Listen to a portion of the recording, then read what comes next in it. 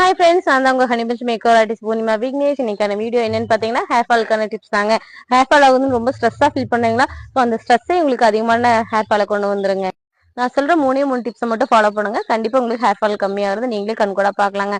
அதுல நம்பர் 1 என்னன்னு பாத்தீங்க அப்படின்னா, நம்ம சிக் எடுக்கும் போது மேல இருந்து கீழே வரைக்கும் நம்ம சிக் எடுக்கும் போது உங்களுக்கு நிறைய டேங்கிள் வந்து நிறையவே உங்களுக்கு சிக் வருங்க. ஸோ அதனால நீங்க கீழே இருந்து மேல வரைக்கும் நீங்க சிக் எடுக்கும் போது கண்டிப்பா ஹேர் ஃபால் கம்மியாகும்.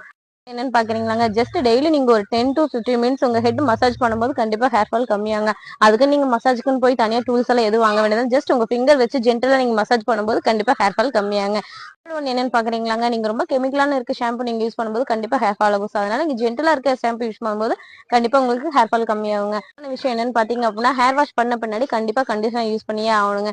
நம்ம கண்டிஷனர் யூஸ் பண்ணும்போது நீங்க ஸ்கேல்ப்க்கு அப்ளை பண்ணாம ஜஸ்ட் ஹேருக்கு மட்டும் அப்ளை பண்ணிட்டு வந்தீங்கன்னா கண்டிப்பா ஹேர் ஃபால் கம்மியாகும். அதை நீங்களே பாக்கலாங்க. இதே மாதிரி உங்களுக்கு டிப்ஸ் வேணும் அப்படின்னா ஹனிபஞ்ச் மேக்கர் ஆர்டிஸ்ட் என்ன நீங்க ஃபாலோ பண்ணிக்கலாங்க. தேங்க்யூ.